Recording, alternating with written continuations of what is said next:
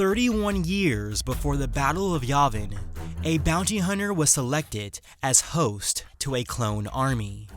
But under one condition. He wanted an unaltered clone, one who could continue his legacy, one he would call his son.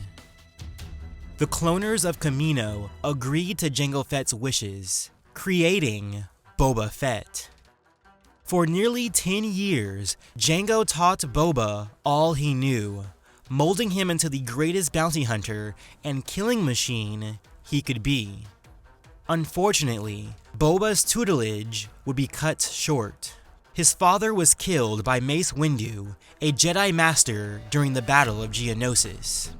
Distraught, Boba swore vengeance against the Jedi Order, seeking guidance from Aurra Sing, a former Jedi Knight. For years, Aurra Sing and other bounty hunters of the Guild would teach Boba what they knew, continuing where Jango left off. It would not be long until Boba Fett was regarded as the best bounty hunter in the galaxy. He thrived under the new Galactic Empire, often taking jobs directly from the Empire itself. He would be noted for several Jedi kills, infiltrating entire organizations and tracking anyone that needed to be found.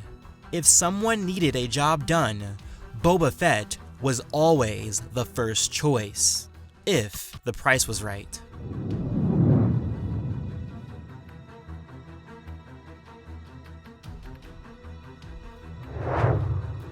On April 11th, 2154, Lieutenant Commander John or Jane Shepard was born to planet Earth.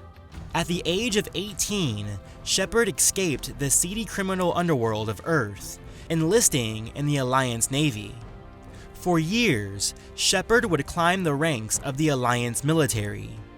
On a mission to the planet Akuz, he was the sole survivor of a Thresher Maw attack. Shepard overcame the physical and mental torments of the attack, excelling where most would have been broken. For this accomplishment, Shepard was paired off with a Spectre, set to investigate the attacks on the human colony, Eden Prime. Shepard would uncover an ancient beacon, a warning of the impending attack by an ancient synthetic race, the Reapers. Over the next few years, Shepard would gather the best of the best around the galaxy, rallying the different sentient beings of the Milky Way galaxy against a common enemy. Through her noble leadership and her immense skill, Shepard would lead the galaxy against the Reapers. He would go on to become a legend to those that came after, a shepherd for the future of humanity and all living things.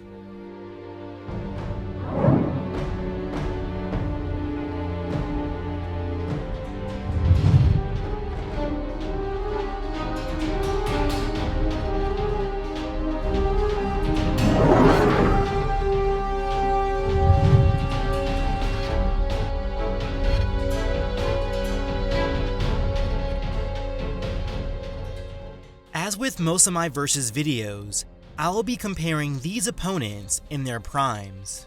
For Boba Fett, this would be sometime during the original trilogy of Star Wars, when he was the most feared bounty hunter in the galaxy. For Commander Shepard, this will be during his or her time during Mass Effect 3. The interesting thing about Shepard is how one assesses the character in the context of a versus battle. In the original game, Shepard can be customized to the player's will.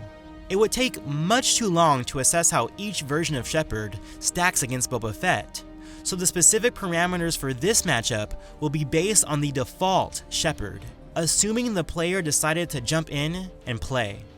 With that said, this will be the soldier class, Earthborn Shepard, who was the sole survivor of Akuz. As the clone of Jango Fett, Boba not only inherited his looks, but an impressive level of his physical power. He could hold the Trandoshan bounty hunter boss at bay with brute strength on 2 occasions, and Trandoshans were noted for their brute physical power. He would also make short work of an unnamed 6-arm alien, breaking most of his arms in a matter of seconds. and even as a child, he was able to rip a tooth from a ball egg. Despite his fantastic showings of strength, he had a thinner build than his father, favoring cunning over muscle power. With that being said, Boba's skill with hand-to-hand combat allowed him to fight toe-to-toe with Darth Vader himself, though it should be noted that Vader's intention was not to kill the bounty hunter. Also, Boba Fett's fight with Vader is in direct conflict with the main timeline of the Star Wars canon. Vader and Boba Fett do not meet until after the events of A New Hope, according to the Marvel's run of Star Wars comics. Hence, Boba Fett's fight with Vader would sit comfortably within Star Wars Legends canon, as their fight took place before A New Hope.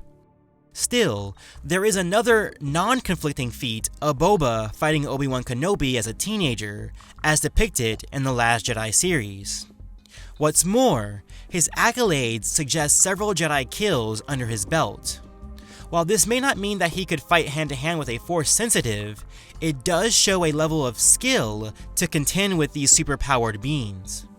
In terms of his constitution, he was quite resilient, able to survive a trip in a Sarlacc stomach. Those who witnessed his survival were awestruck by his tenacity and ability to survive such an ordeal that no other sentient should have survived. Boba Fett has also survived being crushed by rubble, fighting a proxy version of Jango Fett, and resisting the strangling grip of a Hutt.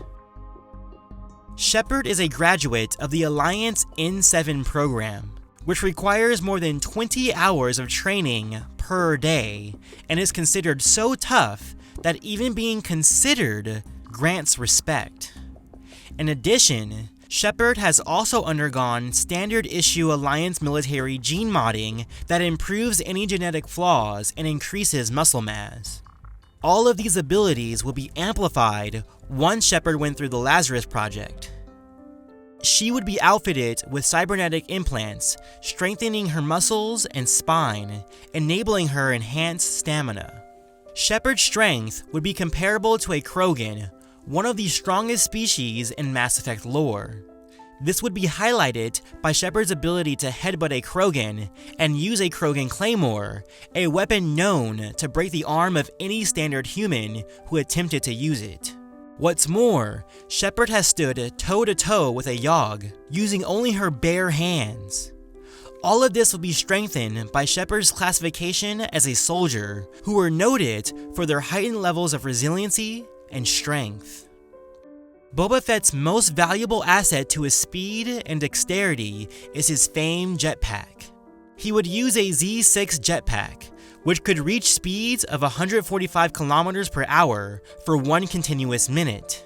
His jetpack could propel him 100 meters vertically or several meters horizontally. Boba Fett used his jetpack to evade blaster bolts, to create strategic flanks, or to take evasive action. However, both he and his father may have been overly reliant on their use of jetpacks. His father was unable to escape death due to a malfunction, preventing him from using his jetpack, and Boba Fett would be thrown into the Sarlacc pit under similar circumstances. That is not to say that the jetpack was not an effective tool, but it was easily sabotaged. With that being said, Shepard had a specific physical augmentation as a soldier that would counter Boba Fett's use of a jetpack. Shepard's use of ocular synaptic processors allowed him to slow down the perception of time, able to lay down precision fire on his enemies. His abilities to fight off drones, gunships, jetpack-wielding Cerberus mercenaries, and teleporting Asari suggest the capacity to fight off a foe utilizing a jetpack. When comparing the physical attributes of Boba Fett and Commander Shepard, they seem rather close. Shepard's gene modding and cybernetic augmentations would place him slightly above Boba Fett's inherent physical attributes. Despite that, Boba is arguably more skilled than Shepard, able to contend with force wielders and hand-to-hand combat, and having extensive training from several bounty hunters. Boba's jetpack would augment his physical speed, but that would be countered by Shepard's adrenaline rush. While each opponent has their advantages over the other, these advantages were also met with disadvantages, and the differences between the two was marginal at best. Therefore, there is no edge given to neither Boba Fett nor Commander Shepard in terms of their physical attributes.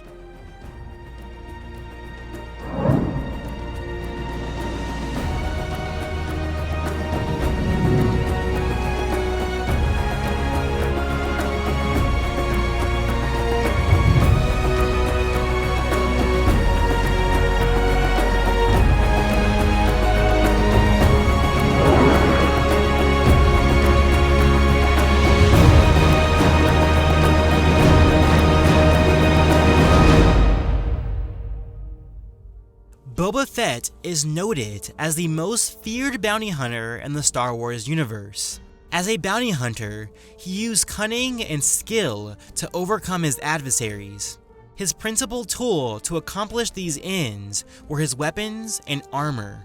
Boba Fett is said to have mastered every weapon the galaxy had to offer, save for the lightsaber. He could kill his target as easily with a sniper rifle as he could with a combat knife. In the Mass Effect universe, this version of Shepard was classified as a soldier. Soldiers were the tanks of a combat squad, often wearing heavy armor to withstand torrents of punishment. While a soldier had no ability with tech or biotic powers, they more than made up for it in their resiliency and damage output. Furthermore, the most gifted soldiers were outfitted with ocular synaptic processors, going into a zone of focus, combat, accuracy. What's more, soldiers were well trained enough to use any ammo type midway through battle. Boba Fett wore Mandalorian-style armor. It was not truly Mandalorian armor since it was made of Durasteel rather than Beskar iron, which was the original material of Mandalorian warriors. However, Durasteel could still repel the effects of blaster fire and withstand the stomach acids of the Sarlacc. Yet, his armor did not cover his entire body. While the armor itself was fireproof, his exposed limbs were not. Still, Durasteel was one of the most widely used alloys in the galaxy, from star frigates to common household pottery. In fact, General Grievous was entirely made up of Durasteel. Boba was also classified with a Mandalorian helmet. His helmet was equipped with infrared and sound sensors. It also adjusted automatically to the surrounding light, giving Boba a clear view at all times. His helmet also protected against lethal gases. Commander Shepard wore N7 class armor, which increased weapon damage, constitution, and shield strength. The armor covered Shepard from head to foot, including his or her helmet. The armor was made of a combination of fabric armor with kinetic padding and plates of ablative ceramic for protection. The kinetic padding created a barrier that repelled fast-moving projectiles, including lasers and bullets, even the energy of a collector particle beam. If the shields are taken down, given enough time, they could mend and repair themselves. Shepard also wore a standard N7 class helmet, which protected against hazardous environmental conditions. It also gave Shepard battle analysis. Looking deeper, Shepard's armor was designed with 3 layers. The first layer was the kinetic barrier, as described earlier. The second layer is traditional body armor, which protected against the user from environmental hazards and high-energy projectiles, burning the armor away rather than its owner. The final layer was microframe computers that detect breaches in the armor. When this happened, the computer seals off the hole as best it can while supplying metagel to the affected area. As stated before, Boba Fett is a master of all known weapons in his galaxy. However, he did not carry every weapon on his person, as that would be feasibly impossible. Hence, he only carried a set amount of weapons, including his EE-3 carbon rifle, ZX flame projector, and K-11 blaster pistol. Many of his other weapons were hidden within his armor, including his gauntlets, which held a mini ZX flame projector, a DIR-24 wrist laser, a vibra cord with grappling capabilities, Type 12A anti-personnel rockets, and finally, Type 12B stun rockets. He also had weapons hidden in his kneecaps, including his rocket dart launchers, as well as a single rocket in his jetpack. Essentially, Boba Fett was the Swiss Army knife of the Star Wars mythos. As a soldier, Shepard has an assortment of weapons at his disposal: assault rifles, sniper rifles, heavy pistols, and shotguns. Keeping with the theme of this battle, Shepard will be using the default versions of these weapons with no additional mods. Thus, he will be outfitted with the M8 Avenger, the M92 Mantis, the M3 Predator, M23 Katana, and frag grenades. While none of these weapons have additional mods, as a soldier, Shepard would have access to all weapon types, including disruptor ammo, which could disable synthetics and weapons, incendiary ammo, which can burn through armor and organic flesh, and Cairo ammo, which could freeze enemies and weaken armor. Soldiers were also outfitted with Omniblades, a disposable silicon carbide weapon flash forged by the tool's mini fabricator. When analyzing the weaponry and armor of Boba Fett and Commander Shepard, they both certainly come prepared for battle.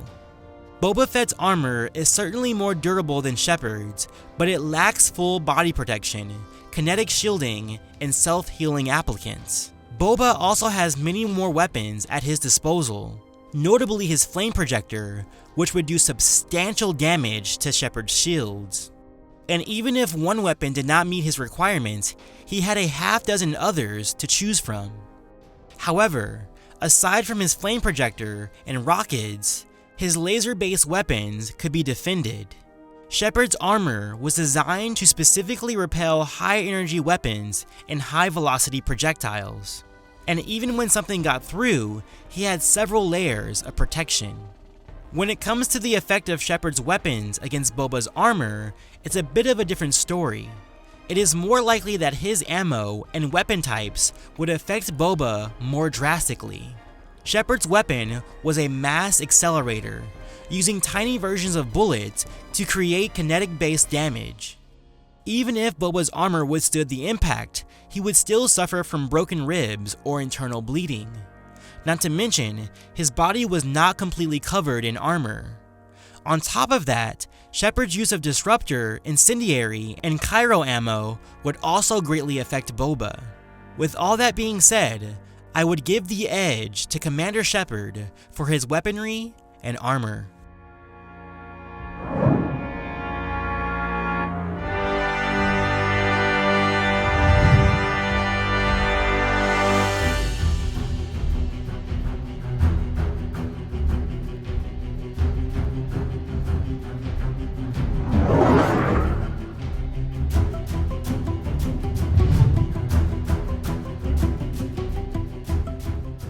Boba Fett's tactics were very forward. Though a bounty hunter, in direct combat, he did not lurk in the shadows. Instead, he preferred a straight fight, blaster to blaster. This may be the case because he was confident in his weapons and armor. He was confident that his armor could take most of the punishment, and when it could not, he could use his jetpack for a quick escape. By contrast, as a soldier, Shepard's tactics were based around cover.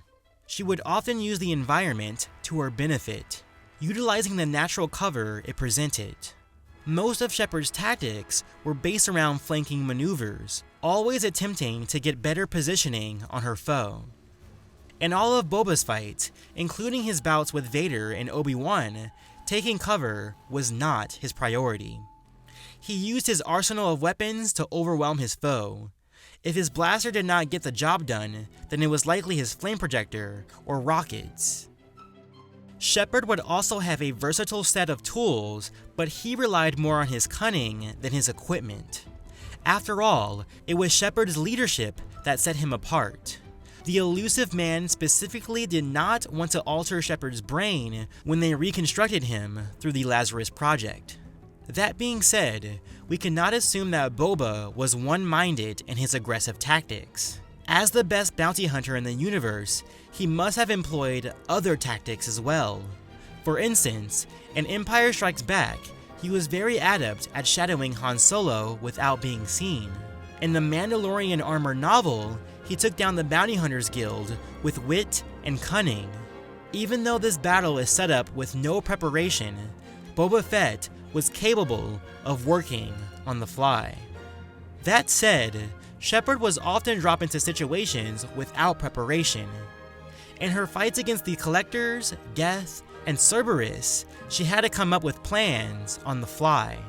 This was not exclusive to the small squads Shepard usually led, but also on more covert and individual missions, such as her loyalty mission with Garrus and her escapades with Kasumi, and her infiltration of a Batarian base.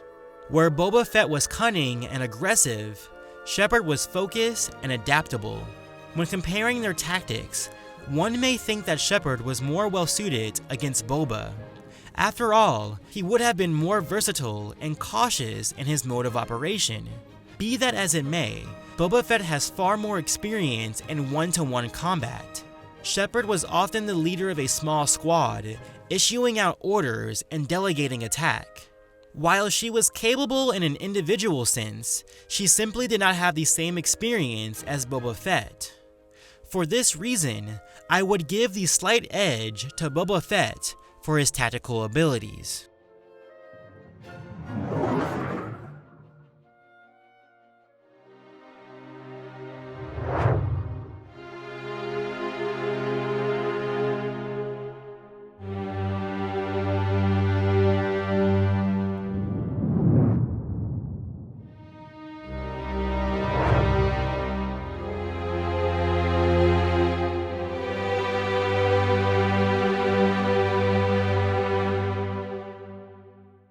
The fight between Boba Fett and Commander Shepard would be very interesting. They were both seasoned marksmen with different tools and experiences. They nearly match each other physically, Boba being trained for bounty hunting his whole life, Shepard being trained as an Alliance soldier. Boba Fett may have had more weapons, but Shepard had the more effective ones. That said, Boba Fett may have put his weapons to slightly better use. Let's set up this fight. Let's say it takes place in the USS Enterprise engine room. Each combatant stands 50 yards away from each other. As a final tally, I would say the advantage to the victor goes 6-10. The following is a hypothetical battle of one majority victory. Both opponents would start with their weapons holstered, staring each other down, sizing up one another. Boba Fett, being faster on the draw, would get the first shot off with his K-11 blaster. The shot would have claimed Shepard's head, but his armor shields repelled the blaster. In retaliation, Shepard draws his assault rifle, laying down fire on Boba. Before any of Shepard's shots land, Boba jetpacks away onto a catwalk, flanking the soldier. From his elevated position, Boba would continue raining fire on Shepard with his EE-3 rifle. Shepard takes cover, letting her shields recover from the assault. Pinned down, Shepard outfits her weapons with Cairo ammo. She would toss out a frag grenade, blindly in Boba's direction. Only a distraction. Boba would jet away to another position, but Shepard is already turning her sights on the bounty hunter. With practiced precision, she lays down shot after shot to Boba's armor, weakening the Duracell strength with each landed blow. The fifth shot catches Boba straight on the chest, and he flies back, straight on top of his jetpack. The jetpack would spark and sputter, no longer functioning. Boba would heave himself up, aiming the rocket straight at Shepard. The commander would anticipate the move, taking cover just as the rocket flies overhead. He brings up his rifle again, ready to continue his assault against Fett, but the bounty hunter is gone. Shepard would use her heads-up display, analyzing the battlefield, trying to get a read on Boba's location. But Boba's experience would come into play, keeping to the shadows, hunting his prey. Shepard would be alert, but without her squad, there was no way to cover her entire flank. Suddenly, Boba would swivel around a corner, wrist-mounted flame projector raised. In an instant, Shepard would be engulfed by flames. She is able to shuffle away in a dodge roll, but her shields are completely gone, her face scalded. Boba would not let up, using everything to his advantage: his wrist-mounted fiber cord, his knee pad rockets, and his gauntlet stunners. Each weapon whittles down at Shepard's armor, though the armor stands up to each attack, repairing itself along the way, supplying Medigel to Shepard's wounds. The onslaught of Boba's attack would become too much for the self-repairing hardware. In short, Shepard's heavy armor was being destroyed faster than it could be repaired. Granted, Shepard wouldn't take the hits idly, utilizing his own Omniblade, frag grenades, and other weapons. But nothing would decisively land on Boba. Fett had an answer for all his weapons. So Shepard would use his ocular synaptic processors, slowing down the perception of time as Boba fired away. With pinpoint precision, Shepard aims for the weak points of Boba's armor. Instead of focusing on Boba's torso, Shepard focuses his weapon on Fett's exposed legs and thighs. After a rapid succession of precision shots, the bounty hunter falls, ribs broken, muscles torn. And thus, I declare Commander Shepard the salvation of humanity, the broken, burned, and battered victor. Of course, this is all my opinion. Do you agree that Commander Shepard would achieve a majority victory, or do you think Boba Fett is more likely the victor? Please leave your thoughts and comments below. This is the last Versus series of the spring season, but I will return in the summer with more videos. Stick around until the end of this video to see a trailer for what's to come. And as always, peace, love, and this is my favorite YouTube channel on the Citadel. May the Force be with you, always.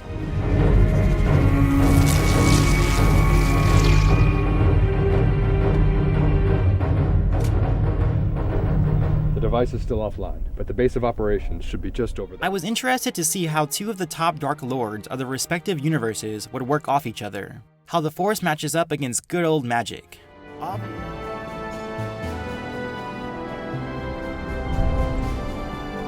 The name's Shepard.